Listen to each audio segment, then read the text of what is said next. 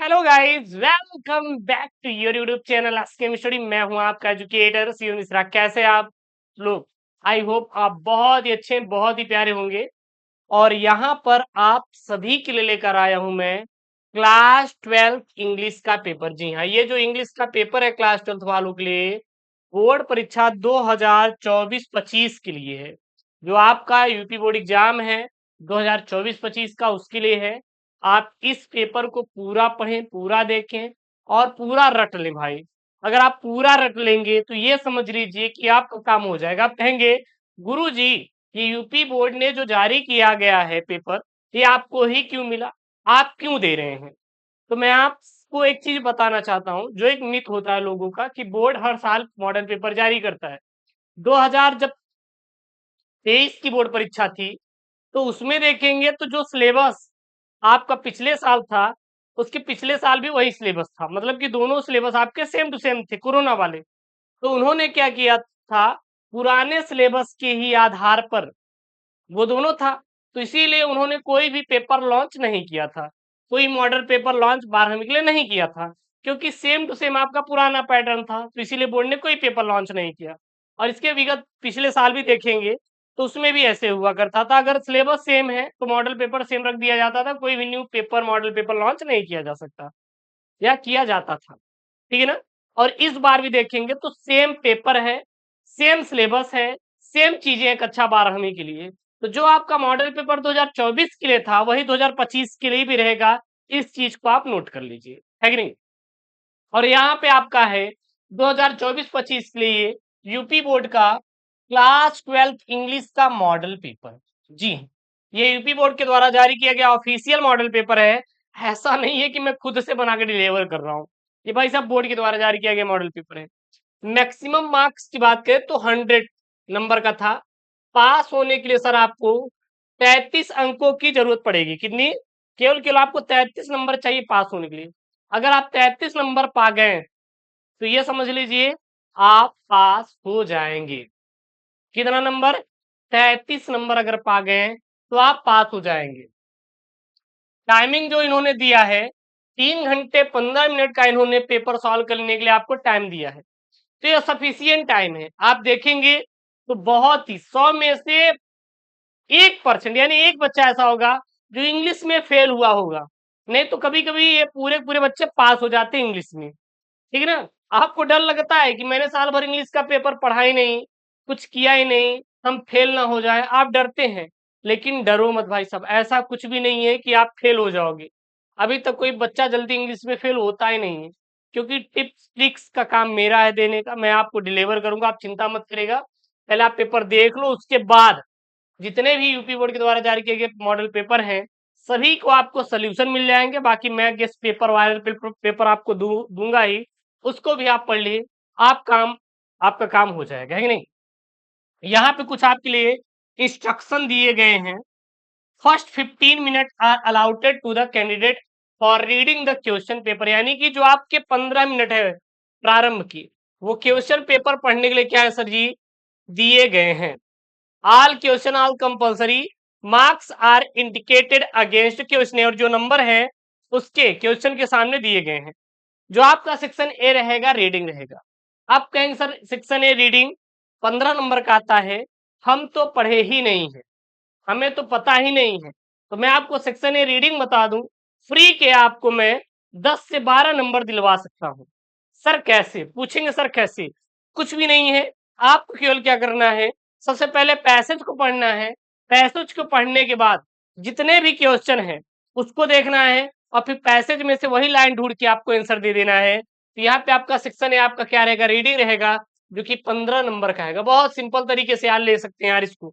बहुत ही सिंपल तरीके से आप 15 नंबर ले सकते हैं। जैसे यहाँ पे क्वेश्चन 1 है, read the following passage carefully and answer the question that follow. यानी जो यहाँ पे पैसेज दिया गया है, इसको आप पढ़िए ध्यान पूर्वक, और पढ़ने के बाद क्वेश्चन के क्या दीजिए, आंसर दीजिए। बहुत ही सिंपल है। सबसे पहले नीचे आएंगे तो यहाँ कुछ क्वेश्चन दिए गए हैं। ठीक है ना? यहाँ पे देखेंगे, how has Indian culture affected our attitude, what should be done to bring the youth back to their culture roots. 3-3 number के हैं। Find a word from the passage that means agreed का क्या होता है, ठीक ना। वार्निंग साइन का क्या होता है, तो ये सब इन्होंने पूछा है। ऊपर आएंगे इसी वाला, यहाँ पे है ये वाला, देखिए यहाँ पे क्या है ये वाला आपका, what change in the mindset of the Indian people youth visible how visible now days. अब जहां पे ये आपको mindset Indian youth now days दिखाई दे, दैट्स द आंसर, और कुछ भी नहीं। तो इसका यहाँ पे लिख लीजिएगा, the shift in the mindset of India's younger generation is quit visible. और आपको अगर लिखना है तो इसके आगे आप ऐड करके लिख सकते हैं, नहीं तो अगर उतना भी आप आंसर दे देंगे, दैट्स द आंसर, काम खत्म। आराम से एग्जामिनर आपको 3 नंबर दे देगा। तो इस प्रकार से आप पूरा पूरा कर लोगे, चिंता मत करना आप लोग, ठीक है ना। नीचे आएंगे तो आपका सेक्शन बी रहेगा। सर सेक्शन बी आपका क्या रहेगा, मैं आपको बता दूं, वो रहेगा राइटिंग। सर राइटिंग जो रहेगा ये आपका 20 नंबर का आने वाला है। कितने नंबर का आएगा, 20 मार्क्स का आने वाला है, यानी 20 नंबर का। यहाँ पे क्या है, right an article of any one of the following topics about 100 to 150 word, यानी कि आपको 100 से 150 शब्दों में आंसर देना है। 10 नंबर का, जैसे डिजिटल इंडिया में करवा दूंगा आपको, joint family system needs of the our and freedom of expression. तो ये जितने भी आपके आर्टिकल हैं, मैं आपको कुल आर्टिकल की बात करूं तो मैं आपको कुल 15 से 20 आर्टिकल करवाऊंगा क्लास 12th इंग्लिश में। आप चिंता मत करना, 15 से 20 आर्टिकल में आपका 10 नंबर का काम सर हो ही जाएगा, ठीक है। उसके बाद नीचे आएंगे तो यहाँ तीसरा नंबर दिया है, write a letter to the proprietor of ABC sports Palika Bazaar New Delhi to place an order for cricket kits, यानी क्रिकेट किड्स के लिए आपको एक लेटर लिखना है, ठीक है ना। किसको, स्पोर्ट्स को, मतलब कि यहाँ पे दिया है प्रोप्राइटर ऑफ एबीसी, यानी कि जो एबीसी स्पोर्ट्स जो एक क्या है, दुकान है, ये दुकान का नाम है, दुकान का नाम है। इसके जो प्रोप्राइटर हैं, मतलब जो बेचते हैं, उनको आपको एक लेटर लिखना है। तो इस प्रकार से लेटर आएगा, या फिर वाटर डिमांड पर लेटर आ जाएगा, इलेक्ट्रिसिटी पर आ जाएगा, या इलेक्ट्रिसिटी सप्लाई पर आ जाएगा, या वाटर टैक्स पर आ जाएगा। तो ये सब भी जो है उसको भी मैं करवा दूंगा, आप चिंता मत करना, ये सब आप कर लोगे। अगर आपके पास टाइम है अभी तो आप इसको सॉल्व करिए आराम से, जो भी यहाँ पे दिया गया है इसको समझिए, पढ़िए, और इसको क्या करिए, एक बार आप सॉल्व करिए। देखिए यहाँ पे अथवा में करके दिया है कि मान लीजिए नहीं आ रहा तो ये कर सकते हैं, write a letter to the editor of a national newspaper to express your view on growing fitness craze in youth, ठीक है ना। फिर ऊपर आ जाएंगे, फिर आपका सेक्शन सी जो निकल के आएगा वो ग्रामर निकल के आएगा।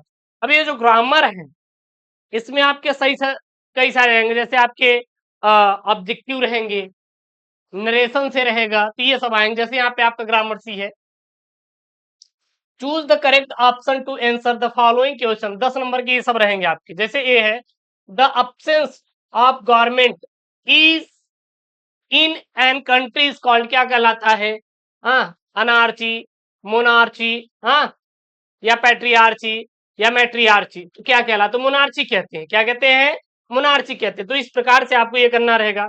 जैसे the phrases inching toward means मतलब क्या होता है, फिर यहाँ पे सिनोनिम्स बोला है, सिनोनिम्स क्या होता है, आईडीसीएस का सिनोनिम्स क्या होता है। फिर यहाँ पे आपको करेक्ट करना है, इसमें कौन कौन सा करेक्ट है कौन सा नहीं।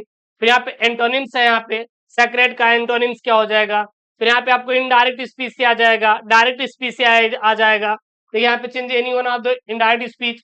फिर डायरेक्टर, जैसे यहाँ पे compound, compound, complex, passive wise, compressive degree. तो ये सब आपके टॉपिक वाइज आ जाएंगे। तो ये तो ऐसा नहीं है कि बस यही आएगा दे देंगे, हाँ, अगर आपको फॉर्मूले पता है इंग्लिश ग्रामर के करने के लिए तो ये सब आप आसानी से सॉल्व कर लोगे, इसकी आप चिंता मत करना, ये सब हो जाएगा। फिर उसके बाद आपका आएगा एक 5 नंबर का पैसेज इन इंग्लिश, यानी कि आपको हिंदी में पैसेज दिया रहेगा, उसको ट्रांसलेट करना रहेगा किसमें, आपको इंग्लिश में। जैसे यहाँ पे कि उन दिनों स्वामी विवेकानंद अमेरिका में एक महिला के यहाँ ठहरे हुए थे, जहां वह अपना भोजन खुद बनाते थे। एक दिन वह भोजन करने जा रहे थे कि कुछ भूखे बच्चे पास आकर खड़े हो गए और स्वामी विवेकानंद ने अपनी सारी रोटियां उन बच्चों में बांट दी।